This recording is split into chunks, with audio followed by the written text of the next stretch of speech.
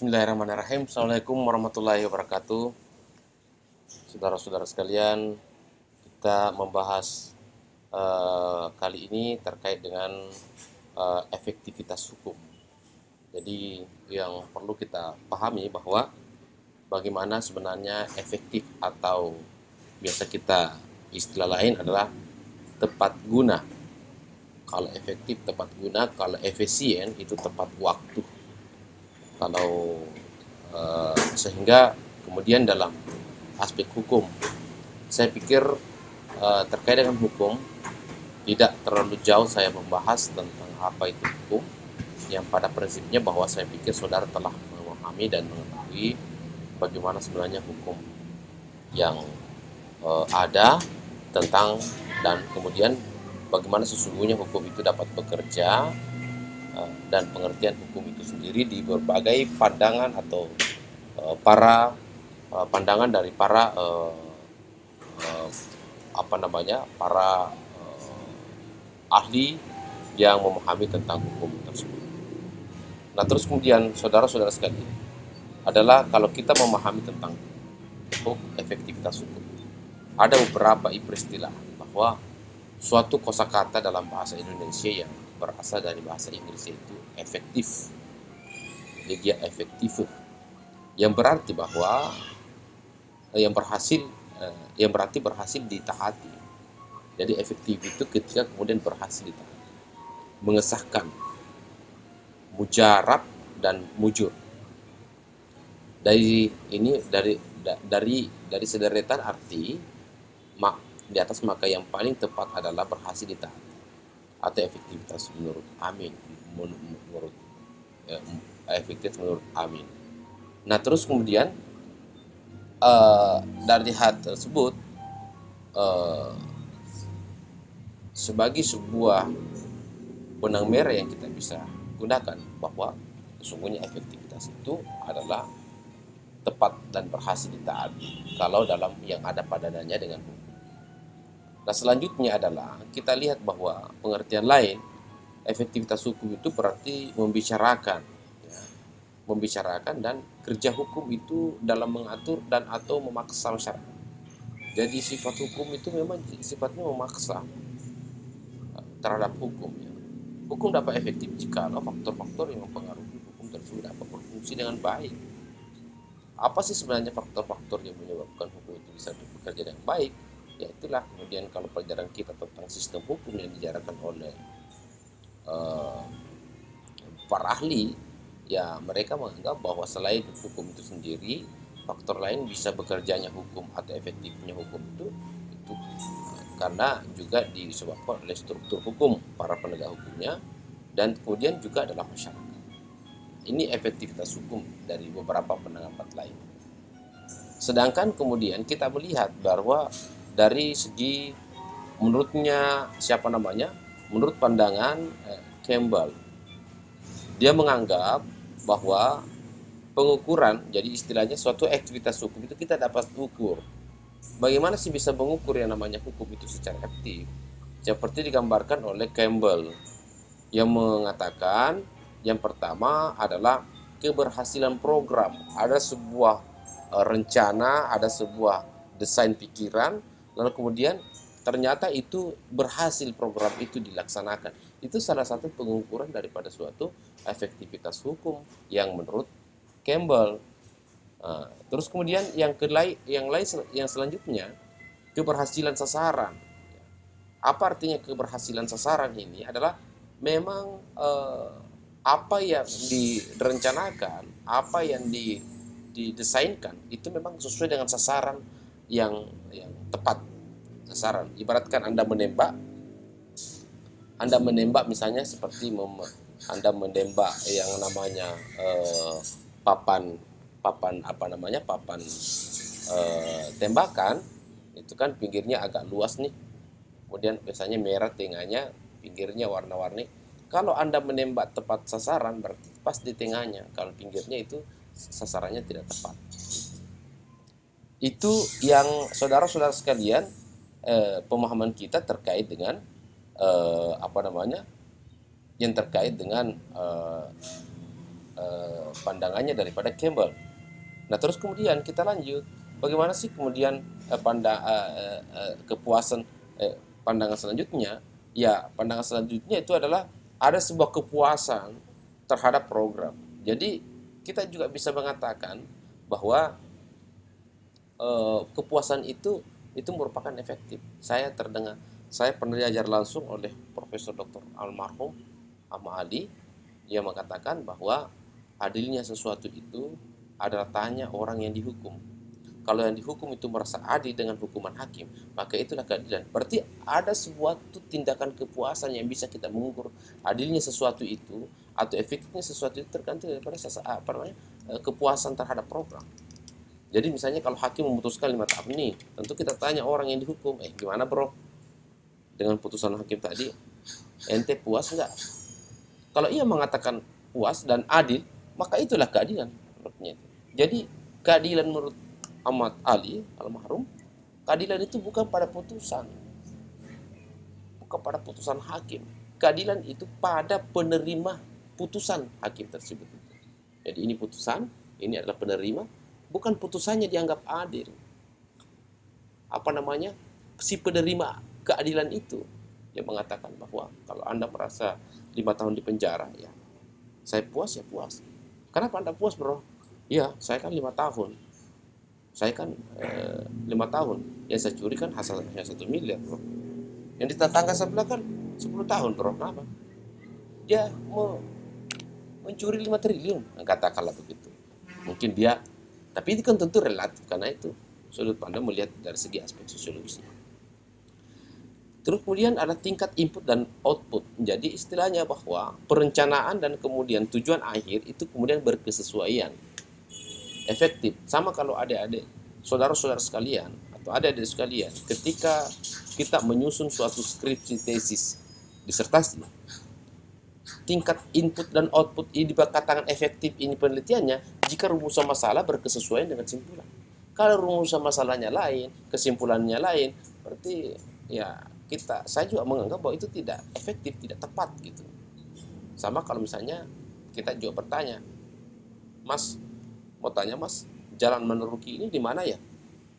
Dia tanya nanti, oh iya, kalau Anda mau pergi di Jalan Meneruki itu, ada kakak saya itu tinggal di Maros, tapi dia sering ke Meneruki, lalu kemudian Anda akrablah dengan dia. Mungkin dia bisa memberikan pandangan bagaimana suasana di Makassar ini. Ya itu kan tidak nyambung bro, ya itu maksudnya tidak efektif. Jadi dalam ada pertanyaan tidak sesuai dengan ada pertanyaan tidak sesuai dengan jawaban. Itu pencapaian tujuan menyeluruh, jadi dia adalah tidak separuh-separuh. Jadi efektifnya sesuatu itu ketika menyeluruh, tidak separuh-separuh. Itu menurut pandangan daripada Campbell. Nah, terus kita lihat lagi selanjutnya adalah bagaimana selanjutnya terkait dengan teori ketaatan sendiri menurut Hutch-Kelman.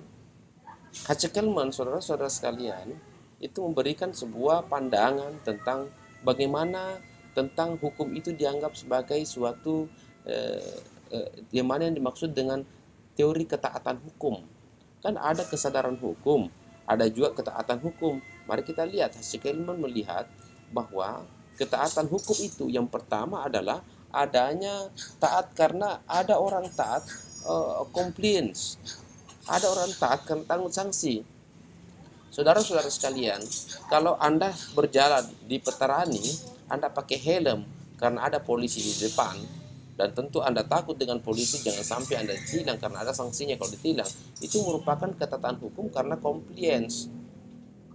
Anda masuk kategori orang yang taat hukum karena compliance. Anda taat hukum karena tidak pakai helm karena menggunakan teori ketaatan hukum karena takut sanksi.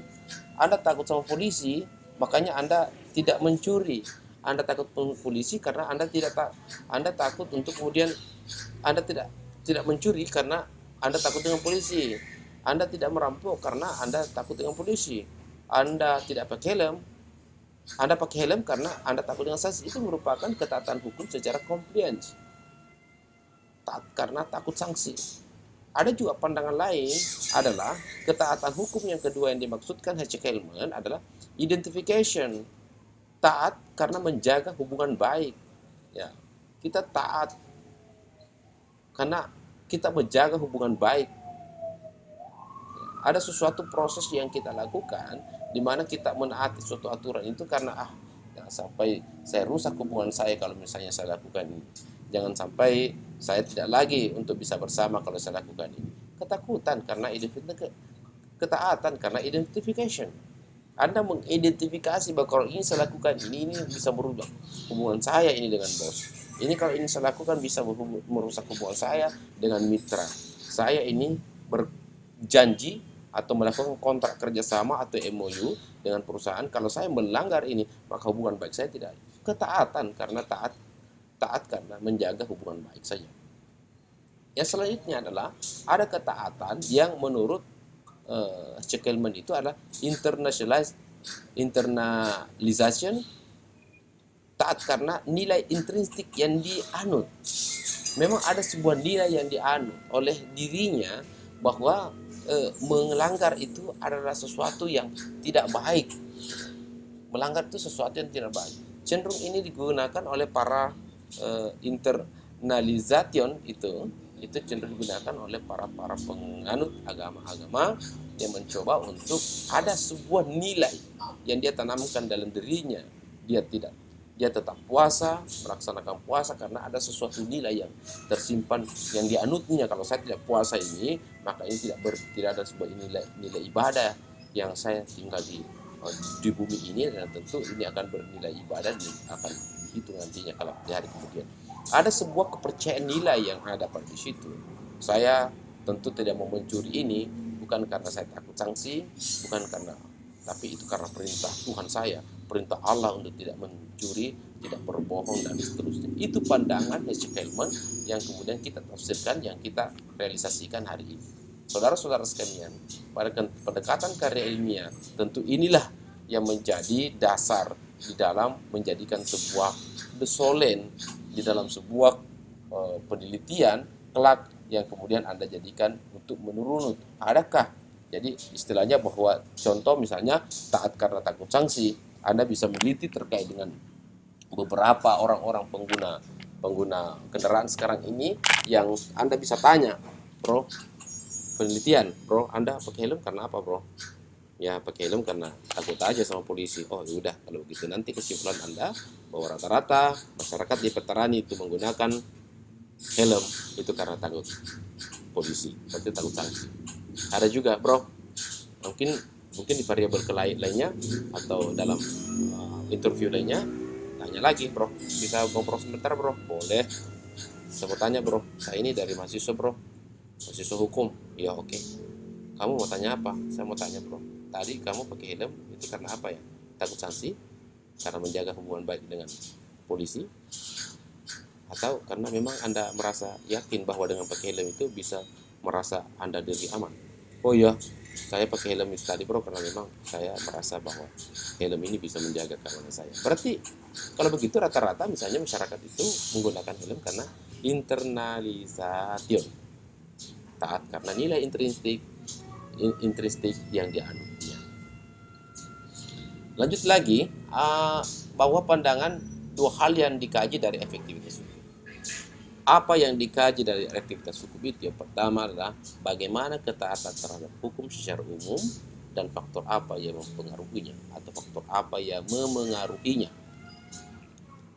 Yang kita mau tahu pengkajiannya adalah bagaimana ketaatan hukum secara umum. Jadi kita mau mengetahui secara umum ini orang taat sih karena kenapa? Ya. Oh, taat karena itu tadi ya. Oh, taat karena ini, taat karena takut sanksi, taat karena menjaga hubungan baik, taat karena nilai intrinsik yang dianut. Nah, terus kemudian ini apa sih faktor yang menyebabkan? Faktor menyebabkan tadi. Ya, pertama tidak pakai helm, ya terlepas memang tidak takut terlepas memang karena ada sesuatu yang dia jaga hubungan, ya memang juga karena memang tidak pakai helm karena misalnya tidak ada helmnya lagi dicuri nih. Nah, inilah kemudian faktor-faktor yang harus ditahu bahwa ternyata orang tidak pakai helm bukan hanya semata karena takut akan sanksi, tapi karena faktor lain, mungkin karena dicuri atau mungkin karena bahasa atau lain sebagainya. Itu bisa yang dikaji dalam efektivitas hukum. Nah, selanjutnya adalah bagaimana kajian kedua dalam efektivitas hukum itu adalah bagaimana ketaatan terhadap suatu aturan tertentu. Jadi ada aturan tertentu dan faktor apa yang memengaruhinya. Aturan tertentu misalnya katakanlah misalnya itu tadi juga terkait dengan helm. Kemudian kalau kita melewati lampu merah, ada lewati lampu traffic light, kemudian terjadi ada yang lewat misalnya gitu. Yang paling enak diwawancara itu kan sebenarnya tukang beca. Yang kita lihat tukang beca itu walaupun traffic light-nya lagi sedang merah, maka dia tetap terobos. Itu yang enak diwawancara itu. Bro, mas gimana mas? Mau tanya nih, tadi lewat karena kenapa? Wah, tidak, bagi saya kan tidak ada macet tadi, biasa-biasa saja. Jadi ada sebuah ketaatan, ada ketidaktaatan hukum difaktorkan karena memang tidak ada kesadaran tentang itu.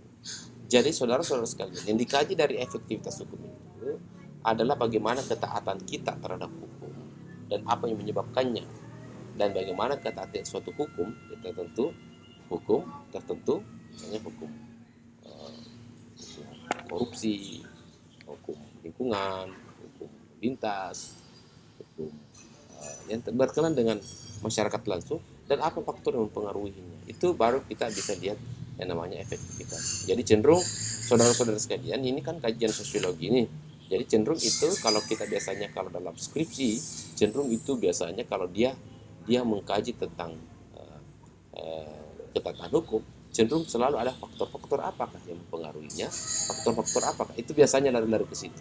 Jadi apakah yang dimaksud dengan ketaatan hukum lalu lintas, kemudian berumus keduanya itu biasanya faktor-faktor apakah yang menyebabkan terjadinya pelanggaran itu. Biasa begitu ikut terboncengi dengan dua rumusan masalah tersebut yang saling bersimbiosis.